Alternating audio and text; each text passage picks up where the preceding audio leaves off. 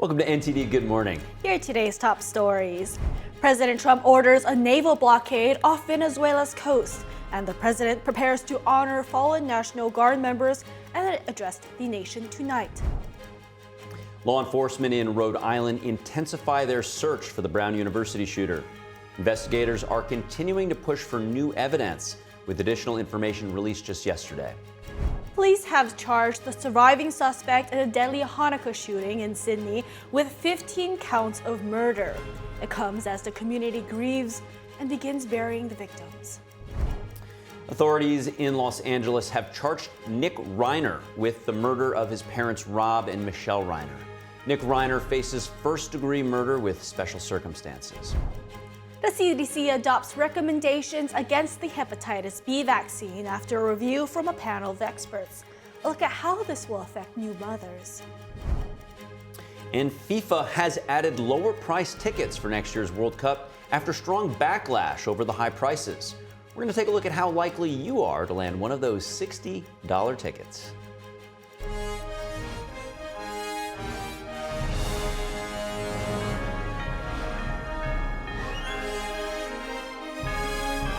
This is NTD Good Morning, live from our global headquarters in New York City. Here are Stephanie Cox and Carrie Dunst. Good morning. Thank you for joining us. I'm Alice Tang in for Steph. Today is Wednesday, December 17th. This is NTD Good Morning. First, turning to Venezuela's coast, President Trump has ordered the naval blockade targeting sanctioned oil shipments. NTD's Daniel Monahan reports on that, plus updates on the National Guard members killed in Syria and a special presidential address to the nation. President Trump announced the move yesterday on Truth Social, writing that Venezuela is now surrounded by what he called the largest armada ever assembled in the history of South America. Trump said the pressure will increase until what he described as stolen U.S. oil, land, and assets are returned. Trump has designated Venezuelan leader Nicolás Maduro's regime a foreign terrorist organization, accusing it of using stolen oil revenues to fund drug trafficking, human trafficking, murder, and kidnapping.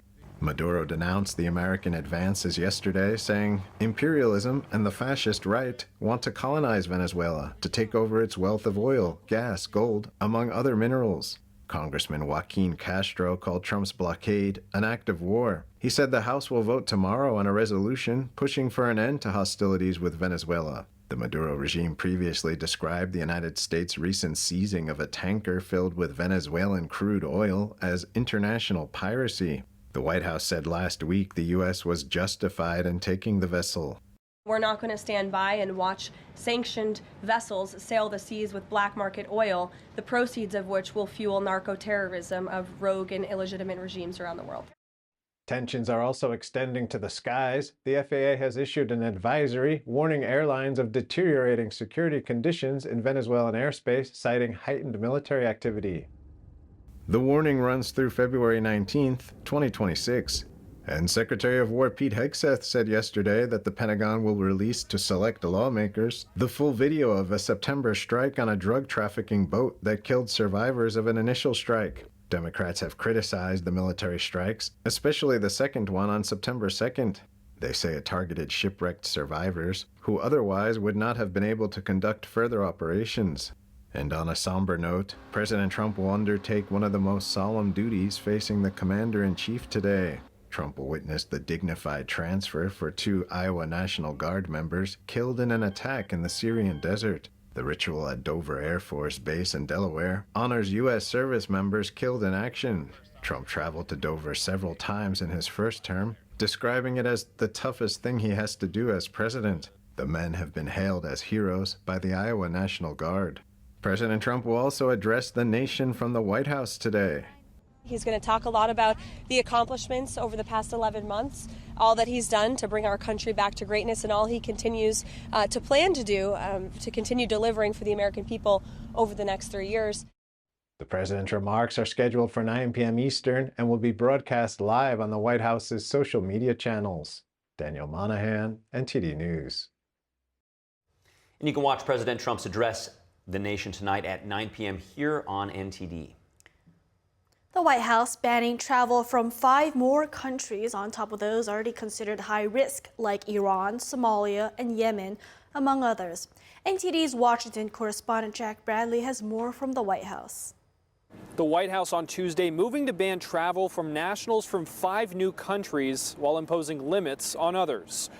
Burkina Faso, Mali, Niger, South Sudan, and Syria all face full restrictions and entry limitations. And there are similar restrictions targeting those holding travel documents issued by the Palestinian Authority, which is the political entity that controls parts of the Israeli West Bank and used to control Gaza. Meanwhile, the press secretary defending the White House chief of staff amid a profile done on her in Vanity Fair, calling it a hit piece. This is, unfortunately, another example of disingenuous reporting. Meanwhile, Vice President J.D. Vance rallied in Pennsylvania on Tuesday, speaking on the state of the economy and the administration's aim to lower prices. If you look at every single affordability crisis that we talk about in the United States of America today, it's because we inherited a nightmare of an economy from Joe Biden. The highest peacetime debt and deficits in the history of the United States of America. That blows the door off inflation.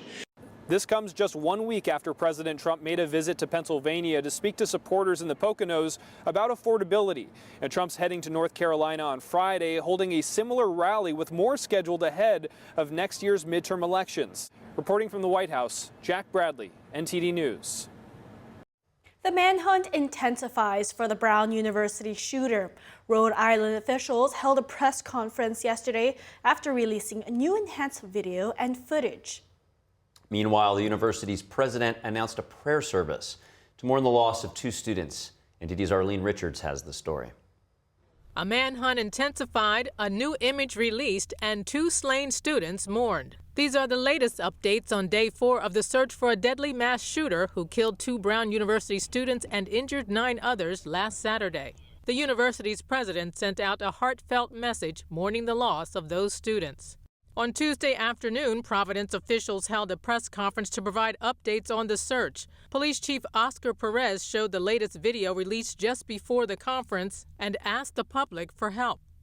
And so we're asking the public to ensure that they can see here that you want to focus on the body movements, the way the person moved their arms, the body posture, the way they carry their weight. I think those are important movement patterns that may help you identify this individual, which is extremely important. Rhode Island Attorney General Peter Nerona asked the public to be patient. I think the investigation in a case like this, which is a challenging one, is going really well. On the 3rd floor of this building, there are dozens of agents, detectives, led by Providence Police, prosecutors from my office, working to put together, and what you're seeing is just a portion of what they're working on right now. The FBI released an updated video timeline showing the movements of a person of interest. Earlier on Tuesday afternoon, officials released an enhanced photo of the suspect. The suspect is estimated to be 5'8" with a stocky build and wearing a dark 2-tone jacket. This latest image shows him wearing a crossbody bag. On Monday, Providence police released 3 videos of the suspect wandering around a local neighborhood about 2 hours before the shooting. The footage provided the clearest images yet of the suspect. About 5 videos have been released so far, with none of them capturing a clear image of the man's face. The FBI released 2 additional still photographs on Tuesday and said they're working closely with local law enforcement to find the gunman. As the shooter remains on the loose Tuesday, police visited Providence schools to reassure parents, kids, and teachers. Meanwhile, investigators scoured the neighborhood looking for new evidence that might help them identify the suspect. They're focusing on what may have motivated the attack. Potential questions to answer include, was there a target? Why Brown University? And why those 2 students? Brown University President Christina Paxson issued a campus-wide message Tuesday mourning the loss of Ella Cook and Mohammad Aziz Umerzakov, the 2 students killed in the mass shooting. 3 days ago, we lost 2 members of our Brown community to an act of unimaginable and senseless violence, she said in the statement. These were 2 young people whose amazing promise was extinguished too soon. Cook was a sophomore and Umerzakov was in his first semester at Brown.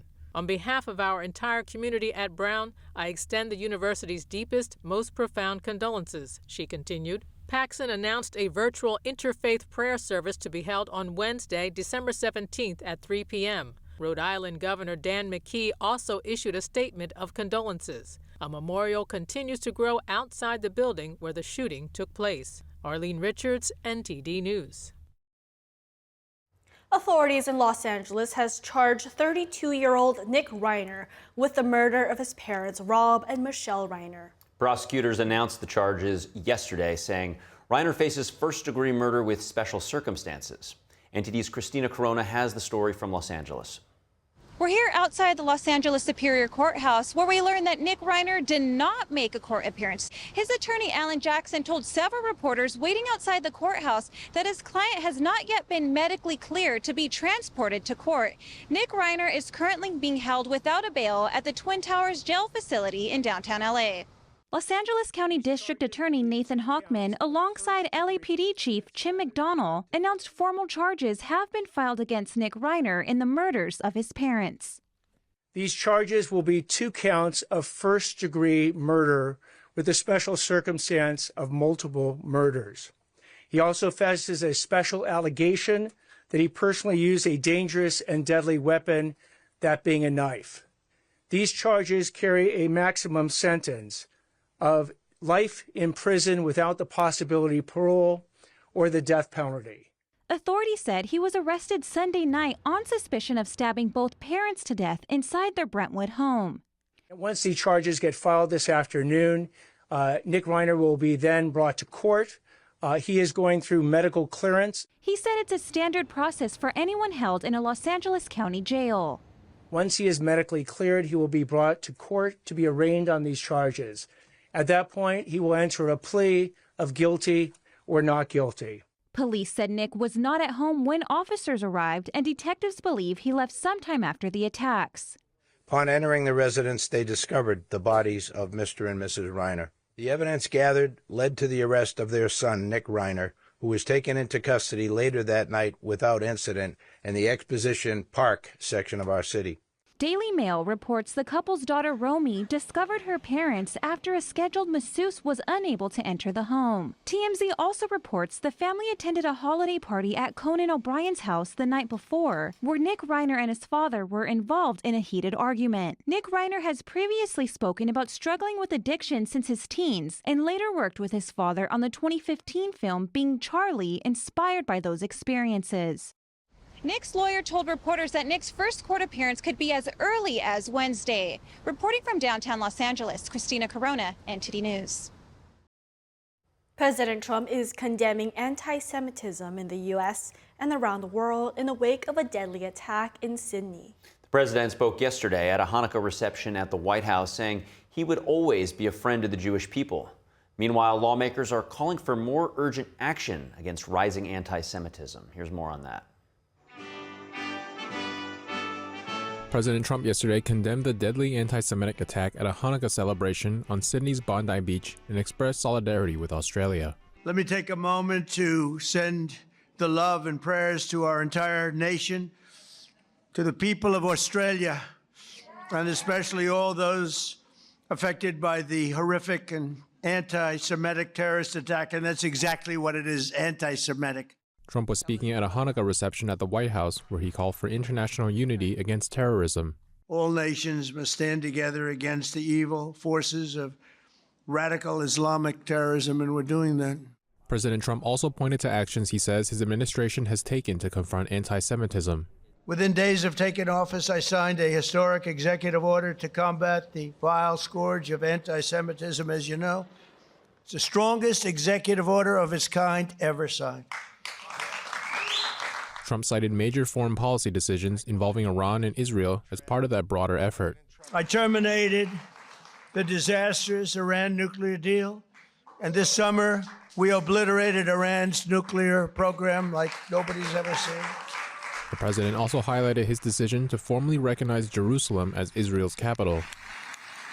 On Capitol Hill, lawmakers from both parties warned that anti-Semitic violence is rising sharply in the United States and around the world. Anti-Semitic hate is becoming increasingly common, unfortunately, with the highest numbers of anti-Semitic incidents here in the United States since ADL began recording them more than 4 decades ago, just last year. We cannot and we must not and will not be silent. We are here today united in a bipartisan way to say that we will not tolerate this. We will not accept this as the norm. Advocacy groups say the Bondi beach attack highlights the need for stronger security and a more forceful response to anti-Semitic threats. From Manchester to Pittsburgh, from Boulder to Washington, D.C., Jewish communities are reeling from unprecedented levels of anti-Semitism and violence. Words alone are not enough. At the White House, Trump pledged to continue supporting the Jewish community. As President of the United States, I will always support Jewish Americans, and I will always be a friend and a champion to the Jewish people. I have been. The event concluded with the lighting of a menorah by Rabbi Levi Shemtov, Commerce Secretary Howard Lutnick, and Holocaust survivors. Australian authorities have charged an accused gunman in the Bondi Beach massacre with 15 counts of murder and a dozen of other offenses. It comes as funerals now begin today for the victims of the anti-Semitic attack. Here's more on that. The 24-year-old accused in the terror attack on a Jewish crowd, Navid Akram, has been formally charged after waking from a coma. Police say he faces 59 counts, including committing a terrorist act, 15 murders, 40 counts of wounding with intent to murder, and charges related to firearms, extremist symbols, and explosives. Police shot him and his father, Sajid Akram, at the scene where his father died. Australia's federal police commissioner said authorities believe the shooting was a terrorist attack inspired by Islamic State. Meanwhile, hundreds of mourners gathered today for the first funeral of a victim, honoring a rabbi who organized the Hannukkah event where the attack unfolded. After what happened, my biggest regret was, apart from, obviously, from the obvious, but from the things that I could have done more, is to tell Ellie more often how much we love him, how much I love him. Those who knew him described Rabbi Eli as a pillar of the community. He just wanted to bring light to this community. He was proudly Jewish. He just had a 5th child just weeks ago, and now his wife is a widow. Australian leaders and the Jewish community say the Hanukkah celebration will return to Bondi Beach in defiance of the attackers' intentions. Eli lived and breathed this idea. We can never ever allow them not only to succeed, but any time that they try something, we become greater and stronger. A Sydney shop owner is being hailed as a hero for disarming one of the gunmen, while a couple and another man who were killed confronting the attackers are also being remembered for trying to save others. Prime Minister Albanese identified the couple as Boris and Sophia Gunman. According to the Sydney Morning Herald, the couple were Russian Jewish. Boris was a retired mechanic, and Sophia worked for Australia Post. Albanese spoke to the media today, honoring the couple and another man who was killed while trying to stop the bloodshed. Well, I pay tribute to Boris and Sophia Gunman, to Reuben Morrison, who threw bricks and took action to try and stop this occurring, also murdered by these terrorists. These are Australian heroes. There has been reports in... As the investigations unfold, Australia faces a political reckoning about anti-Semitism and whether police protections for Jews are enough for the threats they face. And the CDC adopts recommendations against the hepatitis B vaccine after a review from a panel of experts. A look at how this is going to affect new mothers. The recent attacks at Bondi Beach and Brown University, along with 2 foiled terror plots in Germany and Los Angeles, put security in the spotlight again. We'll speak with a former director with the Department of Homeland Security for tips on how to stay safe after this break.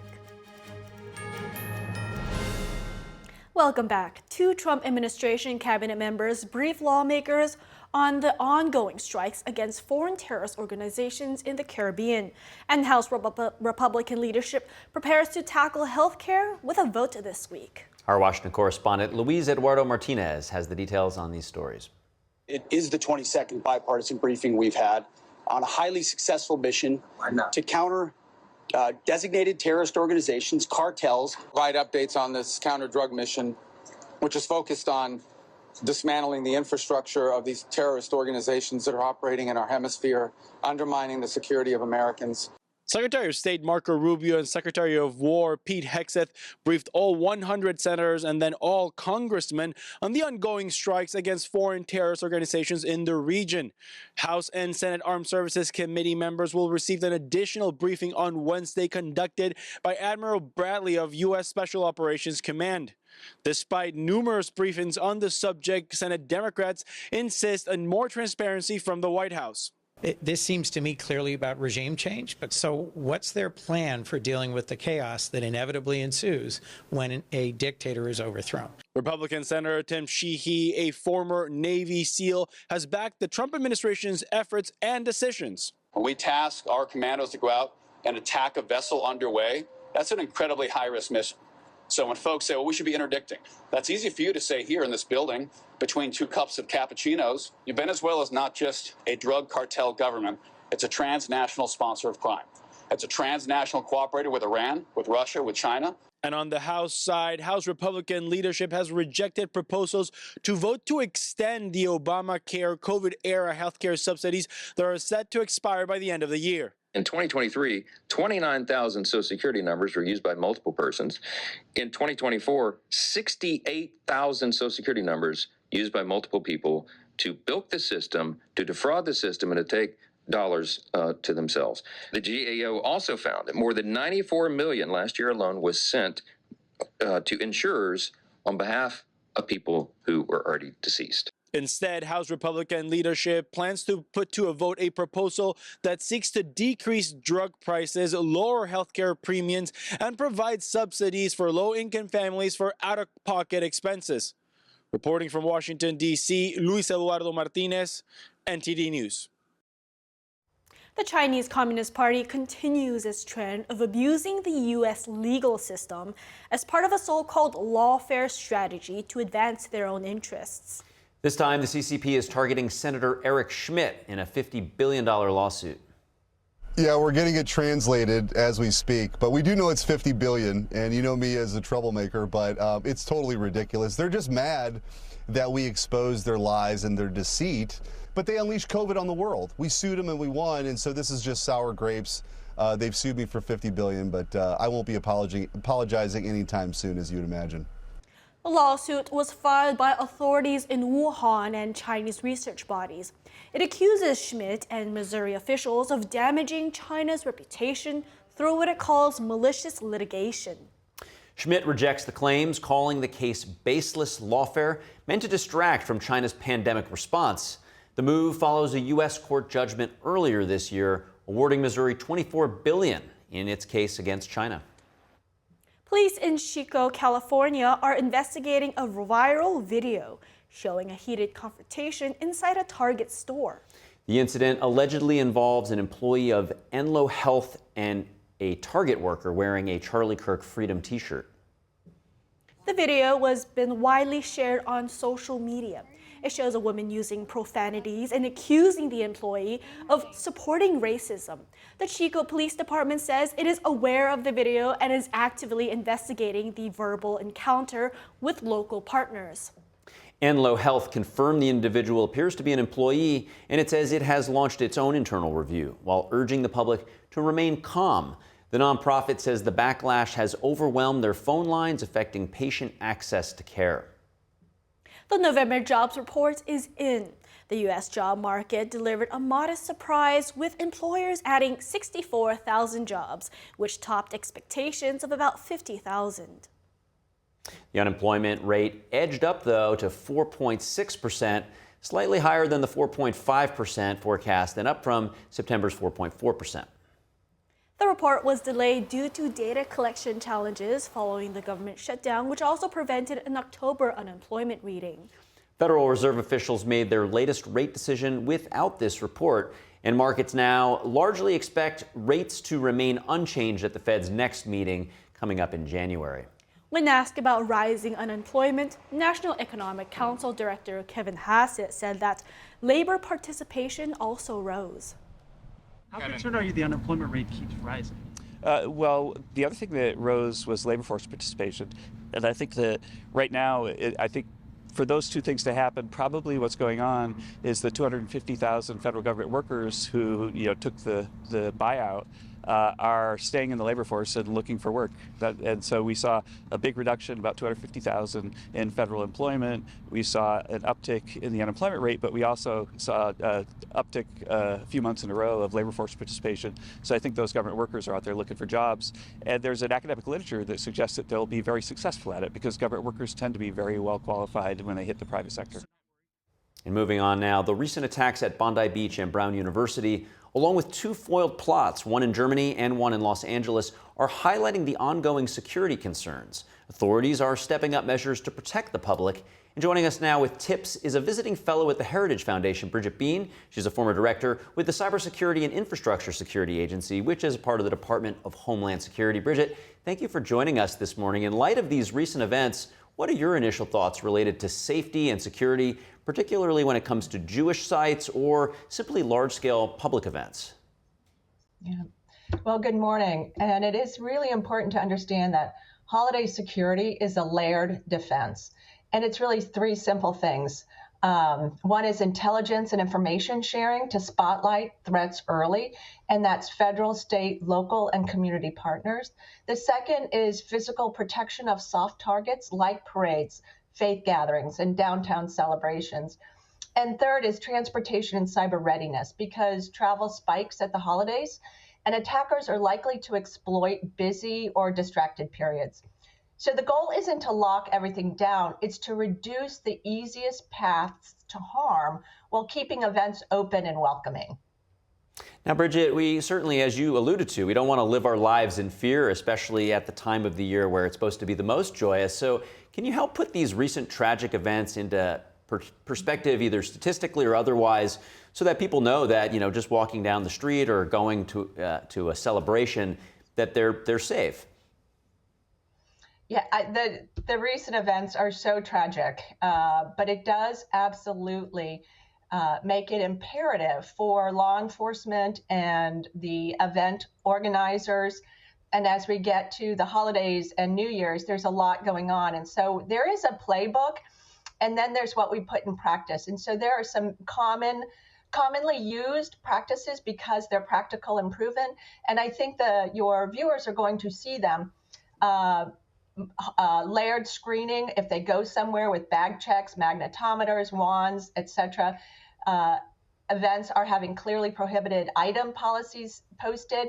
There's a unified command and intel sharing at large events where law enforcement and event leads are getting together so they can adjust quickly with both staffing and security postures. It is so important that there's good planning, and at the federal, state, and local level, making sure that we have good information about what we're seeing. And the public plays a really important part in that, in making sure if they see something that they say something. There is so much activity going on in the law enforcement, in the communities, to make sure that these events are safe so people can enjoy them. And the average citizen is going to see them, and it may, there may be additional screening to get into places, but we just have to really not let our guard down as we look at the events in the last month alone. It really is critically important that everybody plays their role and we understand what the security measures are and that people on the ground are taking them. Now, when we look at the two foiled plots, the one in Germany seemed to be Islamic extremism, and then the one in LA appeared to be sort of an anarchist group. For these things that come to light, there's probably dozens or even hundreds that the public never hears about. So what can the public take comfort in knowing, as you mentioned, this three layers that are constantly at work and, doing things to keep the homeland safe? Yeah. So I think it is important for our citizens, American citizens, to understand that this is an ongoing effort to make sure that the homeland is safe and secure. And especially at this time of year and for large scale events, whether it's a New Year's Eve at Times Square or, Las Vegas or wherever, these things are going on. And it's important, and I think quite comforting to know that the law enforcement work around the year, around the clock, to make sure that they're monitoring information. And it's this intelligence and threat analysis and specialized support where the federal government can come in and help, DHS and others, Secret Service. But local law enforcement is really monitoring on the ground all the time. And it's this joint fusion between state and local and community event organizers that is so critical and yet so impactful. And what this allows on the ground activities to happen, it also allows quick and agile ability to move and change should something happen, should a new piece of intelligence come in. And Bridget, what would you say to members of the Jewish community? We saw, after the Bondi Beach tragedy, just here in New York City on the subway, some members of the Jewish community coming home from a Hanukkah event here in Midtown. On their way home on the subway, they were attacked and harassed.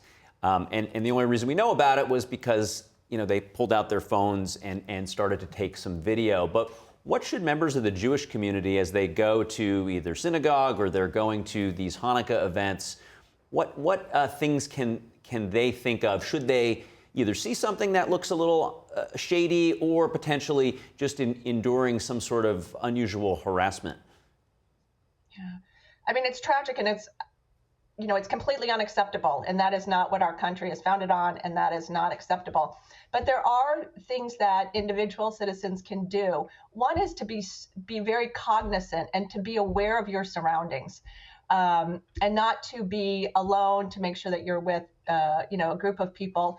I think if you see anything, trust your gut. If you feel something isn't right, it's probably not right. Make use of 911. Make sure there's, with the heightened security, there's more visible police and law enforcement. Approach them, talk to them. Again, I think it's important not to be alone. I was in DC last night for an event, and walking the streets of DC, I tried to have great situational awareness. What was behind me? Where are the cars? Am I on a sidewalk? Do I know how to get out of this? Where are the exits? So I think I think that we have the ability to have greater situational awareness of where we are, what's around us, where are our exits, who are we with. But most important, if you feel like something isn't right, act on that. And law enforcement is around and, really anxious, because that information will go into the master understanding of the threat situation. And so even if it doesn't turn out to be anything, it's one more piece of information that law enforcement has to put into the equation for that threat assessment. Yeah, such timely advice. Really appreciate you joining us. Bridget Bean, thank you. Thanks. Have a great day. The Centers for Disease Control yesterday adopted a new guidance for hepatitis B vaccines for babies. They adopted the advice from the Advisory Committee on Immunization Practices, who no longer recommend that all newborns receive a dose of the hepatitis B vaccine immediately after birth. They will now recommend shared decision between healthcare providers and mothers who test negative for the virus. Some health experts say the new approach will create confusion that could have serious consequences. A member of the agency's vaccine panel said the new guidance is intended to give parents a choice. The hepatitis B vaccine has been recommended for all infants in the U.S. going back to 1991. And up ahead, House lawmakers say that European regulation aimed at U.S. businesses is starting to spread around the globe. We bring you the takeaways from the hearing. Flooding in Washington state has killed a man after a week of heavy rain. Neighborhoods are inundated as the White River breaches its flood barrier. We'll be back with this after the break. Welcome back to NTD Good Morning. I'm Carrie Dunst. If you're just joining us now, here are some of today's top headlines. President Trump has ordered a naval blockade targeting sanctioned oil shipments off Venezuela's coast, escalating the tensions with leader Nicolás Maduro. President Trump will also attend the dignified transfer of 2 fallen National Guard members and address the nation tonight at 9 p.m. The manhunt intensifies for the Brown University shooter. Investigators searching the neighborhood for any new evidence that might help identify the suspect. They're also focusing on what may have motivated the attack. Rhode Island officials have released video footage and a new enhanced image of the suspect. And the FBI has released an updated timeline showing the movements of the shooter. And Australian authorities have charged the surviving suspect in the Bondi Beach massacre with 15 counts of murder and dozens of other charges. Funerals began today for the 15 people killed in the anti-Semitic attack, and Jewish leaders vowed the Hannukkah celebration would return despite last weekend's violence. And authorities in Los Angeles have charged 32-year-old Nick Reiner with the murder of his parents, Rob and Michelle Reiner. Reiner is currently being held without bail at the Twin Towers jail facility in downtown LA. His attorney said he is waiting to be medically cleared before he can be transported to the courthouse and be arraigned. Those are this morning's top headlines. With that, Alice, over to you. Thanks, Carrie. Lawmakers say that foreign antitrust regulations unfairly targets American companies and ends up stifling innovation. NTD correspondent Jason Blair has takeaways from yesterday's congressional hearing on Capitol Hill. The strategy is simple: copy American innovation and then fine and regulate the companies that create it out of existence. In a hearing titled Anti-American Antitrust, How Foreign Governments Target U.S. Businesses, some House lawmakers say that the U.S. needs to stand up to, quote, micromanagement regulation from European and other countries targeting the U.S. Some lawmakers say that it goes against American free market values and ends up hurting all countries involved in the long run. Do we believe in competition driven by consumers and innovation, or competition dictated by bureaucrats and foreign ministries? One specific policy that lawmakers singled out is the European Digital Markets Act, or DMA. The DMA does not ask whether consumers have been harmed. It does not even ask whether a business has done anything wrong. It asks whether a company is large, successful, and most importantly, American. If the answer is yes, the rules suddenly change. Common business practices are banned, innovation is treated as a threat, and foreign rivals are handed access to data and technology that they could never build or earn on their own. What we've learned from this ex ante type of regulation is that blanket regulation doesn't work, in a sense that it's just over-deterring on innovations, because companies spend more time on compliance and councils and fees on trying to understand the regulations that is always vague, rather than focusing on innovation, deploying product. Some of the Democrat lawmakers say that the U.S. has its own domestic antitrust problems to deal with that should take priority. Our colleagues have described this hearing as anti-American antitrust, but I'm afraid they're not interested in actually dismantling monopolies, collusion, or price fixing. On the contrary, their policy is all about elevating the interests of the largest corporations, especially the ones donating directly to Donald Trump and MAGA. I have an idea. Why don't we clean up our own house first? The true threat to enforcement of antitrust law into American companies is the perversion of antitrust undertaken by the Trump administration. One expert witness says the regulation that South Korea is imposing on the U.S. ends up hurting both countries. But they damage the Korean economy itself, and our data suggests that the damage to the Korean economy is extensive, $450 to $470 billion over a 10-year period. The damage that they do to the U.S. economy is greater than $500 billion over a 10-year period on a long-run basis. Chairman Fitzgerald says that one major reason for having the hearing is that the policies in question, which target Americans, started in Europe and are now spreading across the globe. Reporting in Washington, D.C., Jason Blair, NTD News. One man is dead in Washington after his car was submerged in floodwaters near Seattle. Officials say he drove past warning signs following a week of very heavy rains and flooding. Homes and neighborhoods are flooded across the state. Drone footage showed repair work yesterday on a breached flood barrier along the White River. The National Weather Service issued a flash flood warning following the breach. A barrage of storms from weather systems stretching across the Pacific has dumped close to 2 feet of rain in parts of the Cascade Mountains, swelling rivers far beyond their banks and prompting more than 600 rescues across 10 counties. Governor Bob Ferguson said yesterday the extent of the damage across the state is profound, but unclear as more high water, mudslides, and power outages are forecast. And a special programming note, NTD Evening News and Capitol Report will be hosted live from America Fest 2025 in Phoenix, Arizona this Thursday and Friday. It's Turning Point USA's first major conference since the assassination of the organization's founder, Charlie Kirk. NTD's Steve Lance and Tiffany Meyer will be on the ground to bring you real-time coverage and in-depth interviews. And we're going to have live special coverage of all 4 days of the event, starting from December 18th, going through the 21st. That's this Thursday to Sunday. Don't miss it. Coming up, FIFA has added lower price tickets for next year's World Cup after a strong backlash over their high prices. We'll take a look at how likely you are to land one of those $60 tickets. And the Vatican is hosting nativity scenes from around the world with hundreds of different exhibits showcasing their creativity and their colorful designs. We're going to have that and more. We'll be right back after the break.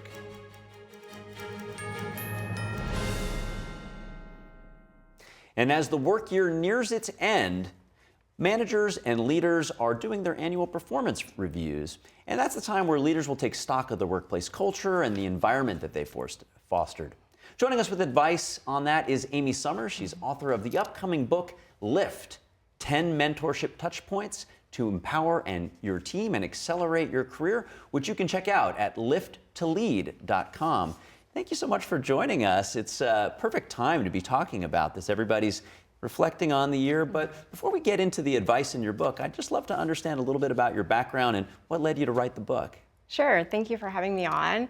I became an entrepreneur not because I wanted to, but I was forced into it a little bit at the age of 27 when I got fired from my job and actually had a great relationship with my boss at that company. I really admired her and really thought of her as a mentor, but we had a disagreement on an ethical issue and it didn't end well. And I think that my story is probably very similar to a lot of people, what they've experienced at workplaces before. You, as an employee, you put your heart and soul into a company and you feel like you're giving it your all, and sometimes the exit is not that great. And so what I took away from that was, well, if I was going to start a company, I was going to make sure that I made sure that my team would never have that feeling. So I've always led with a mentorship approach. And so the book, Lift, is all about how to lead with that mentorship approach versus just managing people. Because I think we get caught up in like how we have to control and command and rules, and it's not human-centric. And so this is a human-centric way of leading in Lift. I love that on so many angles because I think so many people having experienced either being firing or having a difficult time at work, and you're kind of using that as the motivation to help spread, what is good advice to those who are in that position. Whether you're the employee or you're the leader, there's something that you can do. But I want to zero in on this thing that you identify in your book called the appreciation gap. And maybe you could explain what that is and what leaders should be aware of. Well, we know what appreciation is. So appreciation, everyone wants to be appreciated. I think the gap is coming in now, not maybe intentionally, but I think it's just because we are so used to technology now, and it's so much easier to talk to people through Slack or text or DMs and not have that voice-to-voice contact that most people are really out of practice with verbal communication. And that verbal communication really provides a different layer to the relationship. And if you're not intentionally doing that now, because it's so easy to not do that, we're missing that piece of it. So I think people don't feel appreciated, they don't feel seen, they don't feel heard, because we're using our devices to connect. I mean, even sometimes my mother will text me and say, "Can I call you?" I'm like, just call me. May I call? We don't have to schedule everything. Right. Yeah, that sort of organic nature to life has sort of gone away, because why call when I should confirm if I can call? Right.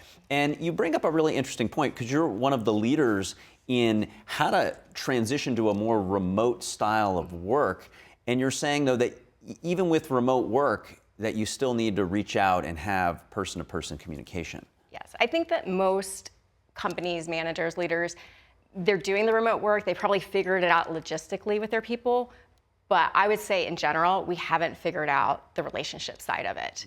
And if workers are working remotely and they enjoy it, they can still feel very disengaged if they're not being incorporated into some kind of human relationship. It was easy when we were all at the office because you're just running into people all day. I mean, it just happened organically.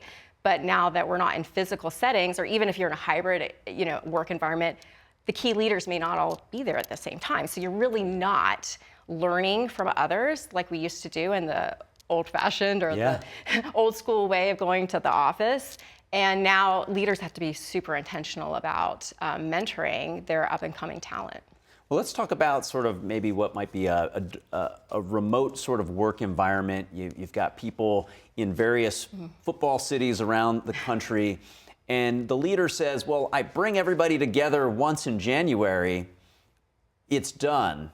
But you're actually saying kind of the opposite. You're saying it's not about these big tentpole moments. It's about what you're calling kind of like these small habits. So can you kind of go into why that's important and what that looks like? Right. I mean, it can be as simple as just having an unscheduled phone call. Just calling someone up. When I call my team, sometimes they think they're in trouble because they're not used to it. They're like, why are you calling me? It's just because I want you to hear my voice. I want you to know how much I appreciate you. And, that doesn't always come through in an emoji or a DM. We're so used to it now. I mean, people, they just get those all the time. So going back to some of those old school communication tactics, writing a handwritten note to someone and giving that to them this month because we are coming at the end of the year. People save that. They save cards. They don't save emails and texts. And when you look at that later and you see someone's handwriting, that's going to bring back a certain feeling and memory and appreciation that a text and a DM just can't do. So let's take that concept and apply it to what leaders, oftentimes the reason they don't do this is because they feel overwhelmed, busy. And delegation is something that can really help a leader to take control of the bigger body of work. So what tips might you have for delegation, and how might that communication style translate in the delegation process? Delegation has always been my hardest thing to master, and I still haven't mastered it. I'm constantly telling myself I have to delegate. And I think when I speak to a lot of leaders, they feel the same way. So one of the things that I do, and one of the touch points in my book that I go into is called MSH delegation. So make success happen. Just look at your to-do list, what's been sitting on there for a really long time that you haven't gotten to for whatever reason, and push it off to a team member. Just say, hey, I'm gonna have you do this. It's been sitting with me too long. Give them just minimal instruction and let them go for it. Don't micromanage them, don't oversee it. See what they can do. I think you'll be surprised. You'll really build confidence in your team and bring back some engagement too. And Amy, just as we finish up, tell us a little bit more about the book, who it's for, and how it can help them.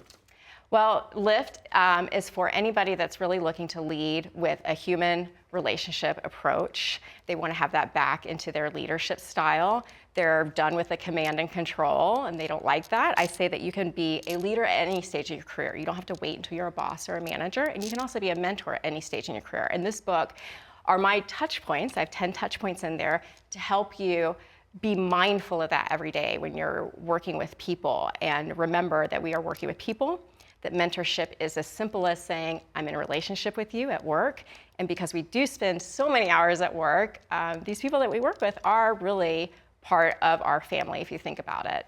I love that. It's so true, right? You sometimes spend more time with your coworkers than your own family, at least Monday through Friday or whatever your work cadence is. So such timely and important advice. Amy Summers, so great for you to come in. And the book, again, is Lift, but it doesn't come out until February. So if you want to get a preview of it, go to lifttolead.com where you can see some of the advice there. So thank you so much for coming in, Amy. Thank you for having me. Welcome back to NTD Good Morning. Alice and Carrie here. And this Christmas season, the Vatican is hosting nativity scenes from around the world. It's the 8th edition of the exhibit, which recreates the birth of Jesus Christ in a range of unique displays. We have NTD's Andrew Thomas with the details. This nativity scene from Mexico is on display at the Vatican. Another colorful scene hails from Japan. They're part of over 130 different nativity exhibits from more than 22 countries. Together, they form this year's 100 nativity scenes at the Vatican exhibition. An archbishop explains the event's significance. I must say that the most important thing is the message that comes from these nativity scenes. It means a message of hope, a message of peace, and, like every Christmas, a message that obliges us to recognize ourselves, to respect, and to love each other a little bit more. This ceramic Mary and Jesus is from South Korea. Another scene from Indonesia has been crafted from wood, paper, and stockings. Priest Christian Chira curated the exhibition.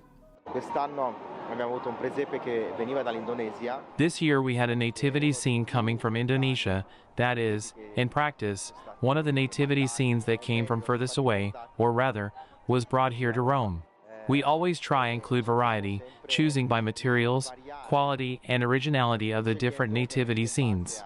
Those are the choices, or rather the characteristics we choose for our nativity scenes. Italian artist Beatrice Calvetti was inspired by her hometown. She constructed her nativity inside a tanning drum and used leather. The tanning drum is an historical instrument of our area which is used in the production of vegetable tan leather, typical of our territory of Pontea Egola, a town near Florence. This represents everything we are, everything we have been, everything we are, and that we would like to continue to be. It represents our faith, our work, and our land. Another scene depicts the birth of Jesus inside a cigar box. Hungarian visitor Annika Schneider appreciates the range of the exhibits. You can see the difference on how we interpret the scene of nativity in different cultures. All this exhibition shows us that the God's Son truly reincarnated. It reincarnated in our cultures. It is a possibility to reflect on the way the gospel, the good book, was interpreted by different cultures. The 100 nativity scenes in the Vatican is open in Bernini's colonnade at St. Peter's Square. The exhibition runs until January 8th. Andrew Thomas, NTD News. Great story there from Andrew Thomas. You know, when we saw the previous story about the World Cup, and we certainly know with the Super Bowl, we know, that if you're an artist making nativity scenes, getting your exhibit into the Vatican's nativity display is probably the height. It's the Super Bowl of nativity scenes. And you can also charge exorbitant prices. I know, right? But I actually did a little research, and if you want to go spend Christmas at the Vatican, there's no cost involved, but you do have to pre-register and then get selected. So it is kind of like a lottery, similar to the $60 World Cup tickets. Well, I guess you can use the money on the plane ticket to Rome then. That's right. Yeah, that won't be cheap, nor will your hotel. But it would be a once-in-a-lifetime opportunity to go have Christmas at the Vatican. For sure. Yeah. Now, stranded and waiting to be picked up in Antarctica, a group of marathon runners decided to do the only logical thing, which is stage a mile-long run backwards, and they're calling it the first ever of its kind on the southernmost continent. That's right. The runners staged the backward competition while waiting for their flight from Union Glacier, which is about 600 miles from the South Pole. Have a look at that. Racers battled not only Antarctica's frigid temperatures, but they also had to find their footing on the frozen ground while competing the mile-long course in reverse. Oh man, look at that guy just went down. Now there were a few spills, as we just saw. Some competitors added the challenge of competing in costume, including a snowman as well as a penguin suit.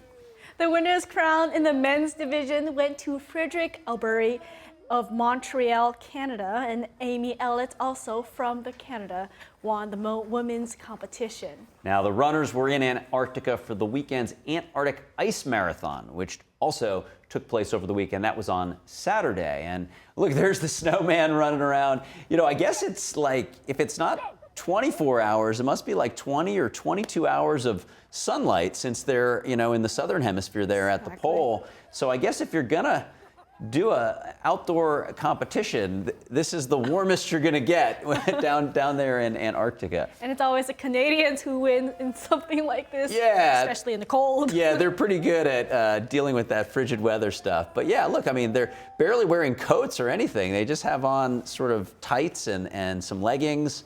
But yeah, I don't know who came up with the idea of the backwards running. That does seem a little unusual, but It's always nice to have something new. It made the news, so I guess, you got to do... It'll be in the World Cup, the Guinness Book of Records. That's right. You got to do something a little out there if you're going to get picked up. So, well, we appreciate it. Good on all of you. And before we end, a special programming note. NTD Evening News, as well as Steve Lance and Capitol Report, will be hosted live from America Fest 2025 in Phoenix, Arizona this Thursday and Friday. And it's Turning Points USA's first major conference since the assassination of the organization's founder, Charlie Kirk. NTD's Steve Lance and Evening News' Tiffany Meyer will be on the ground to bring you real-time coverage and in-depth interviews. And we're going to have live special coverage of all 4 days of the event, starting December 18th to the 21st. So that's this Thursday through Sunday. We're going to have a lot of great coverage, so don't miss it. And if you have any feedback for the show, or maybe there's a story you want Alice to sniff out for you, send us an email at goodmorning@ntd.com. We'd love your feedback. And for around-the-clock original news coverage, watch us live at ntd.com/live or download our NTD app. I'm Alice Tang, in for Steph. And I'm Carrie Dunst. Have a great day.